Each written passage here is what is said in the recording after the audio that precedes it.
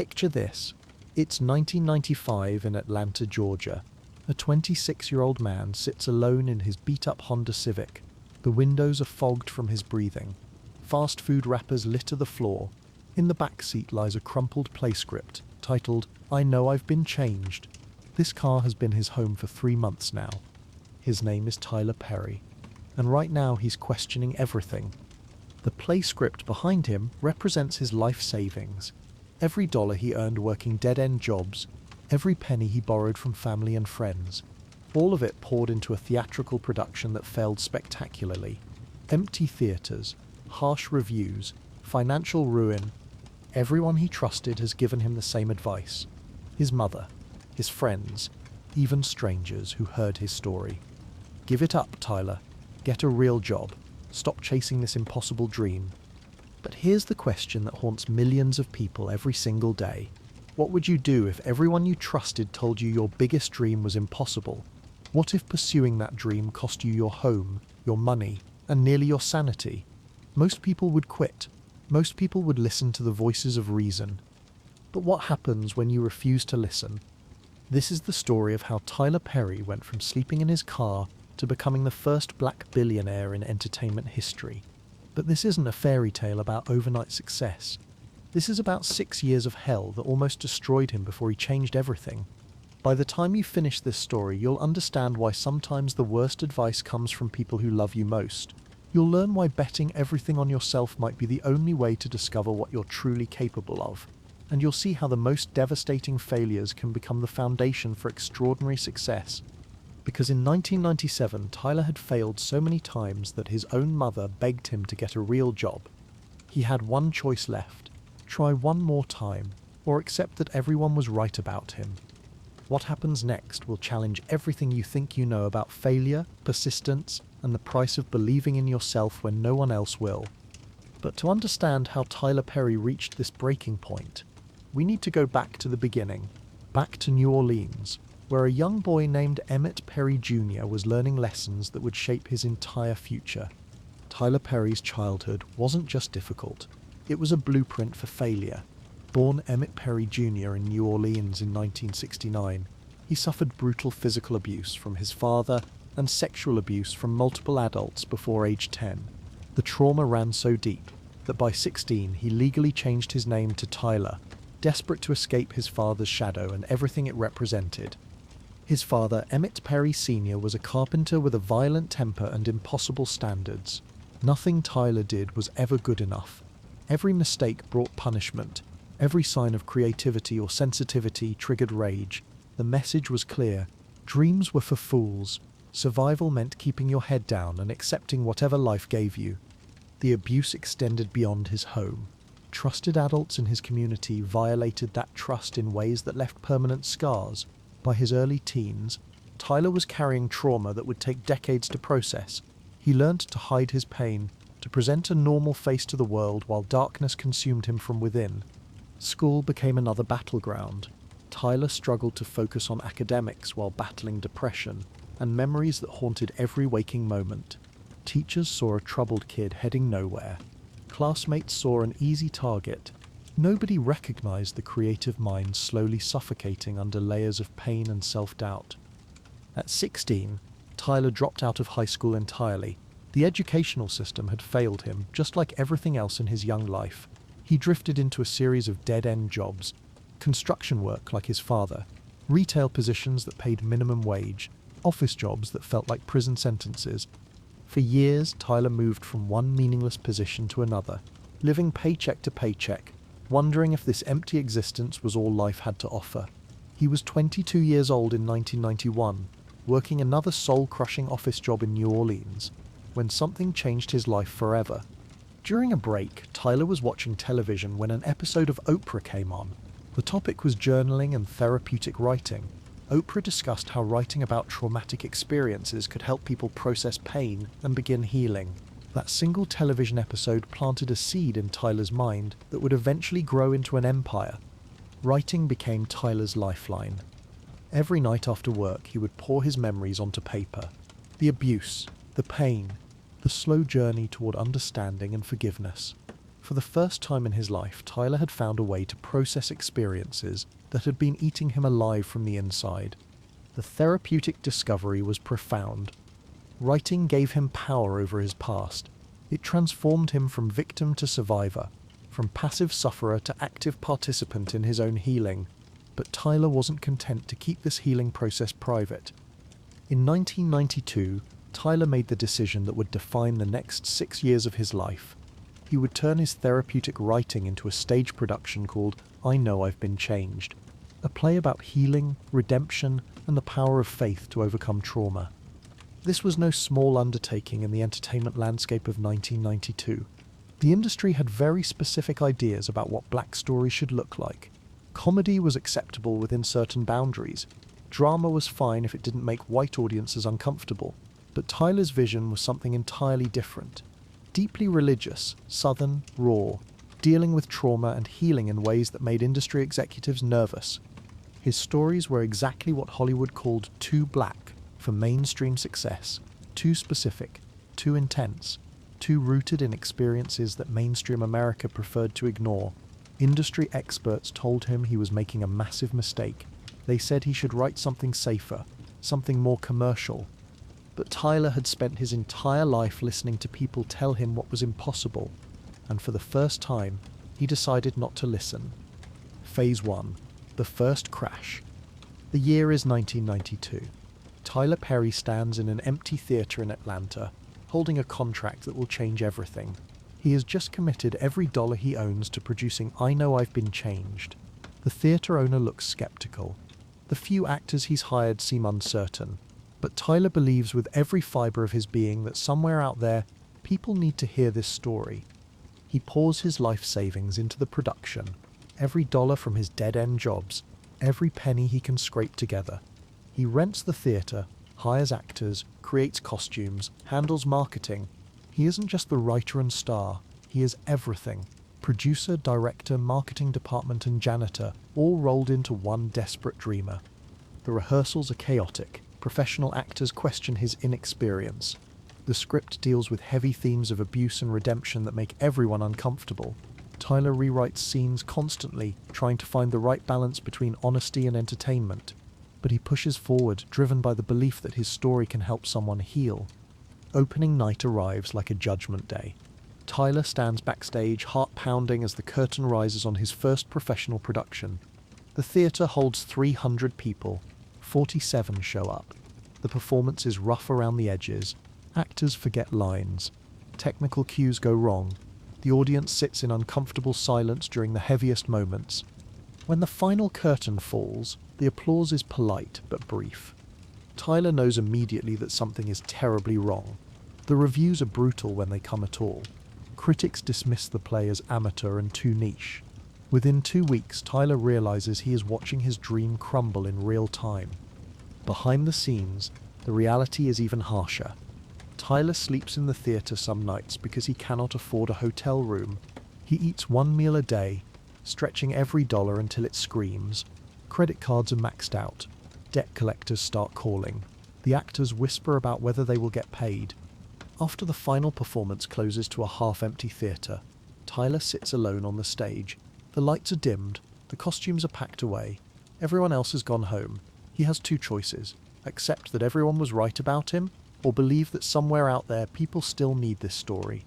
Tyler chooses to believe. That choice will haunt him for the next 6 years, but it will also save him in ways he cannot yet imagine. Phase 2. The Descent into Hell.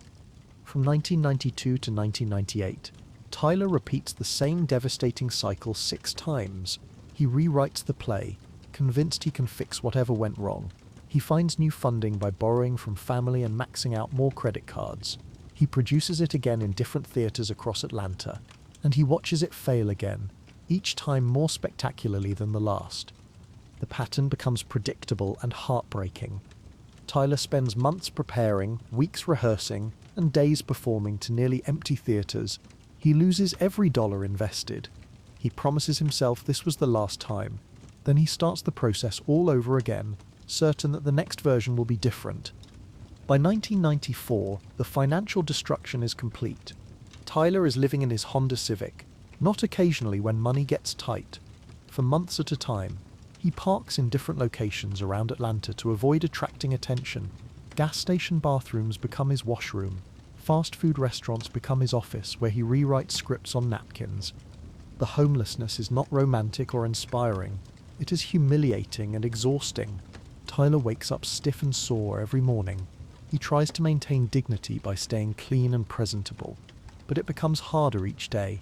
He applies for regular jobs but struggles to explain the gaps in his resume or provide a permanent address.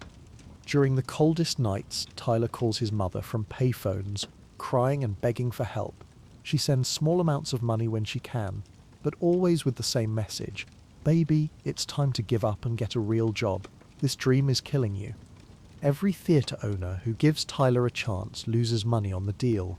Word spreads through Atlanta's entertainment community. Tyler Perry becomes a cautionary tale, the guy who refuses to accept reality. Venues start refusing his calls. Actors decline to audition. The entire industry begins treating him like a contagious disease. The isolation becomes total and suffocating. Friends stop lending money after being burned multiple times.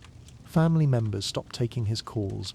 Exhausted by the endless cycle of crisis and false hope, Tyler realizes he has burned through almost every personal relationship in his life chasing this impossible dream. But the external rejection pales compared to the internal battle raging in Tyler's mind. During this period, he battles serious depression and thoughts of suicide. There are nights in his car when he wonders if disappearing would be easier than facing another day of failure. The only thing keeping Tyler alive is the stubborn belief that his story can help someone somewhere. When depression threatens to consume him entirely, he remembers the therapeutic power of writing that originally saved his life. Even if no one else understands, the act of creating gives his suffering meaning. What most people miss during this period is that Tyler is learning with each failure. He studies his audiences, taking notes on which moments generate response and which fall flat. He rewrites based on feedback, slowly understanding what works and what doesn't. But from the outside, it just looks like stubborn refusal to accept obvious reality. Phase 3. The breaking point. In 1996, Tyler's mother makes a trip to Atlanta that changes everything. She has been watching her son destroy himself for 4 years. She has talked to other family members, and they all agree it is time for an intervention. Time to force Tyler to face reality before this impossible dream kills him. The family intervention takes place in a small diner outside Atlanta. Tyler's mother, 2 aunts, and a cousin have driven from New Orleans with a single mission: save Tyler from himself. They sit him down and present their case with the love and desperation of people watching someone they care about commit slow suicide. They do not see creative persistence. They see mental illness. They see a grown man destroying his life and everyone around him for a fantasy that will never come true. They see someone who has lost touch with reality and needs professional help. The conversation is brutal and loving at the same time. His mother cries as she explains how painful it is to watch him suffer. His aunts describe the embarrassment of explaining to friends why their nephew is homeless by choice. His cousin offers Tyler a job at his construction company, promising steady income and a chance to rebuild his life.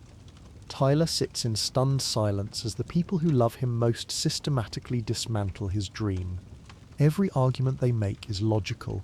Every piece of evidence supports their conclusion. By any reasonable measure, they are absolutely right. Tyler Perry should give up, get a real job, and start living in the real world. But Tyler has been living in the real world for 27 years, and it nearly destroyed him. Writing saved his life once. Creating stories gave meaning to his suffering. Performing allows him to transform pain into purpose. Giving up might be reasonable, but it feels like spiritual death.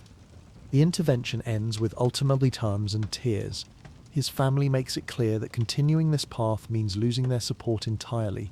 They cannot watch him destroy himself anymore. They will not enable his self-destruction by providing emergency funds or emotional rescue. Tyler must choose between his impossible dream and his family's love. Tyler chooses the dream, and immediately realizes he has never been more alone in his life. Phase 4. The Last Stand. By 1997, Tyler has burned through most of his personal relationships. The entertainment community in Atlanta actively avoids him. Family members have stopped taking his calls. He is truly alone with his vision, sleeping in his car and wondering if everyone else might be right about his mental state. The financial situation reaches absolute rock bottom. Tyler has nothing left to lose because he has already lost everything. He is deep in debt, homeless and unemployable in any traditional sense. The smart move is obvious to everyone except Tyler. Get any job available, start paying down debt, and begin the long journey back to respectability. But during this period of complete isolation, Tyler makes a crucial decision that nobody understands at the time.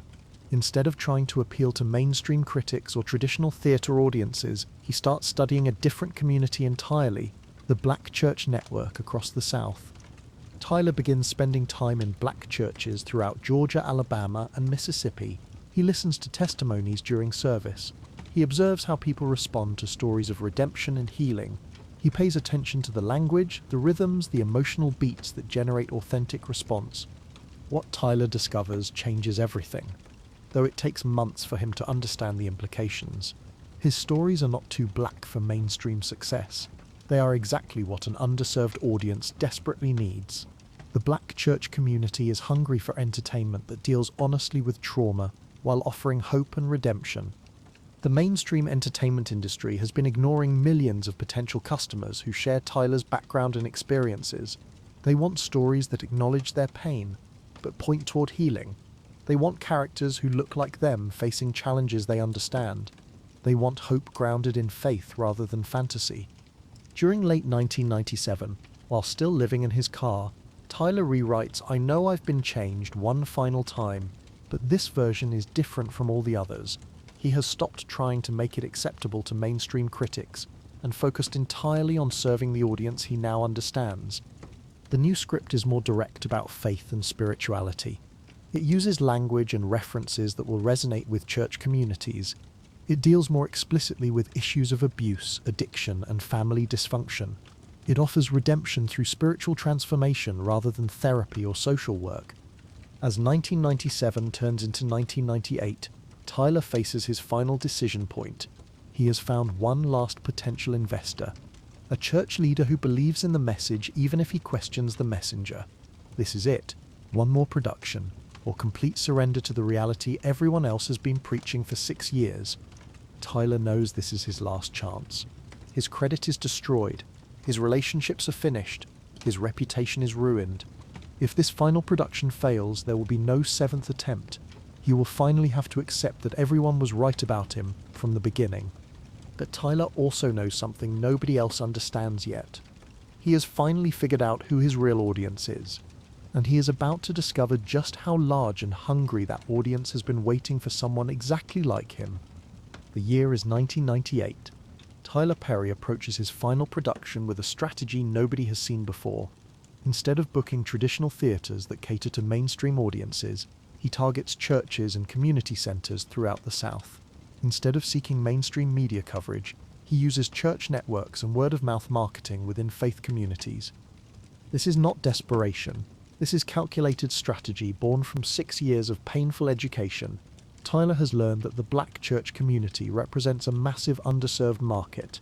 They want stories that deal honestly with trauma, while offering hope grounded in faith. They want entertainment that speaks their language and acknowledges their experiences. Tyler books his first venue at a small community centre in Atlanta. The space holds 200 people. He has no idea what to expect, but he knows this audience is different from any he has performed for before.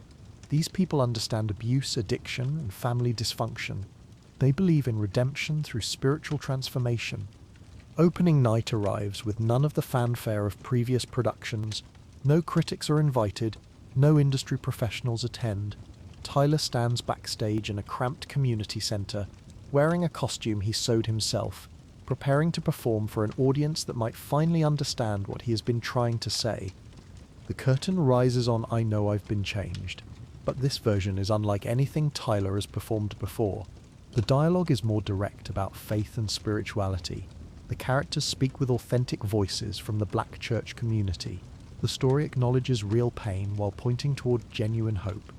Something unprecedented happens from the very first scene. The audience responds like Tyler has never experienced.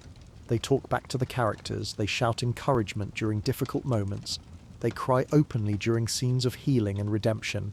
This is not polite theatre appreciation. This is visceral, emotional connection. By intermission, Tyler knows something fundamental has changed. People are not just watching his play, they are experiencing it as a reflection of their own lives. They see their struggles in his characters. They recognize their community in his story. They find their hope in his message of redemption. Word spreads through the black church community like wildfire. People call their friends, their family members, their entire congregations. They describe the play in terms Tyler has never heard before. Life-changing, healing, necessary. By the third night, people are driving from neighbouring states to attend. The theatre is not just full, it is electric with energy. Tyler has never felt before. Audiences stand and cheer during powerful moments. They weep together during scenes of pain. They celebrate together during moments of triumph. Tyler realizes he has not just found his audience, he has found his calling. By the end of the first week, Tyler has experienced 8 consecutive sold-out performances. But more than that, he has discovered a community that has been waiting for exactly what he offers. They do not want mainstream entertainment that ignores their experiences. They want authentic stories that acknowledge their reality while offering genuine hope. On the 10th night of sold-out performances, something happens that will change Tyler's life forever. A representative from the Fox Theatre approaches him after the show. The Fox Theatre is Atlanta's most prestigious venue, a landmark theatre that hosts major touring productions and A-list performers. They want to book I Know I've Been Changed for a 2-week run. This is not just another theatre booking. This is validation from the establishment that has ignored Tyler for 6 years. This is recognition that his vision has commercial value. This is proof that betting everything on himself was not insanity, it was genius. But success brings a new kind of pressure Tyler has never experienced. He has spent so long as the underdog that he does not know how to handle vindication. The Fox Theatre booking represents everything he has dreamed of achieving. It also represents a level of visibility that both thrills and terrifies him. Tyler faces an internal crisis that success often brings. He can play it safe with the formula he has finally perfected, or he can bet even bigger on his expanded vision. The conservative choice is to repeat I Know I've Been Changed exactly as performed in the community centres. The bold choice is to see this as the beginning of something much larger. Tyler makes a decision that surprises everyone who knows him. Instead of just accepting the Fox Theatre booking, he decides to expand his vision entirely. He will create more plays featuring the same characters. He will develop the stories further. He will build an entire entertainment empire around the audience he has discovered. Standing backstage at the Fox Theatre on opening night, Tyler is not just celebrating one successful production. He is envisioning Tyler Perry Studios. He is imagining the Medea franchise that will generate hundreds of millions in revenue. He is seeing himself as the first black billionaire in entertainment history. The Fox Theatre curtain rises on a sold-out audience of 2,000 people. Tyler Perry, who 6 months earlier was sleeping in his car, now commands the most prestigious stage in Atlanta. The audience includes industry professionals, community leaders, and fans who have driven hundreds of miles to witness this moment. The performance is flawless. 6 years of failure have prepared Tyler for this level of success. He knows every line, every pause, every emotional beat that generates authentic response. The audience responds with the same energy he experienced in community centres, but amplified by the grandeur of the Fox Theatre setting. When the final curtain falls, the audience erupts in a standing ovation that lasts 15 minutes. Tyler stands centre stage, overwhelmed by the realization that everyone who told him to quit was wrong. Everyone who said his vision was impossible had failed to understand what he understood. There was an audience waiting. They just were not the audience anyone expected. Tyler later describes this moment as the instant he realized he had not just created a successful play, he had identified a massive underserved market that the entertainment industry had been ignoring for decades. Millions of people wanted stories that reflected their experiences and offered hope grounded in faith. Standing on the Fox Theatre stage after the final performance, Tyler Perry understands that everything is about to change. The homeless dreamer sleeping in his car is about to become the most successful independent filmmaker in American history. The failed playwright everyone pitied is about to revolutionize how the entertainment industry thinks about underserved audiences. The success of I Know I've Been Changed at the Fox Theatre generates over $5 million in revenue and proves that Tyler's audience is not only real but massive. Theatre owners across the South begin calling within days, desperate to book his productions. The same venues that refused his calls for years now compete for the chance to host Tyler Perry shows. Within 18 months, Tyler creates multiple successful stage productions. Each new play features the same authentic characters and themes that resonated so powerfully with his discovered audience. He develops his signature Mayday character during this period, creating a grandmother figure who speaks truth with humor and wisdom that church communities instantly embrace. The touring empire explodes across the South faster than anyone anticipated. Tyler sells out theaters in cities he has never visited, reaching audiences who have been hungry for exactly this type of entertainment. He goes from homeless to millionaire in less than 24 months, proving that serving underrepresented audiences is not just morally right, it is incredibly profitable. By 2000, Tyler Perry Studios becomes reality. Tyler purchases land in Atlanta and begins building one of the largest film production facilities in America. The homeless dreamer who slept in his car now owns a studio bigger than many major Hollywood lots. Most importantly, he maintains 100% ownership of his content, a decision made during his poverty years that will make him extraordinarily wealthy. The genius of Tyler's business model becomes clear as his empire expands. While other entertainers work for studios and split profits with executives, Tyler is the studio. He writes, produces, directs, and stars in his own content while keeping every dollar of revenue. The ownership strategy he developed out of necessity becomes the foundation of unprecedented wealth. Tyler's Made a franchise alone generates over $660 million in revenue over the following decades. But the financial success represents something much more significant than money. Tyler has proven that audiences exist for stories the mainstream entertainment industry dismissed as too niche or too specific. The films that follow expand Tyler's reach beyond theatre into television and movies. Diary of a Mad Black Woman becomes a massive hit. Maida's Family Reunion generates even more success. Each triumph validates Tyler's original belief that people needed stories about healing, faith, and redemption. Tyler Perry Studios employs hundreds of people and creates opportunities for countless black actors, writers, and creators who previously struggled to find work in Hollywood. Tyler has not just built a business, he has created an entire ecosystem that serves a community the entertainment industry had been ignoring for decades.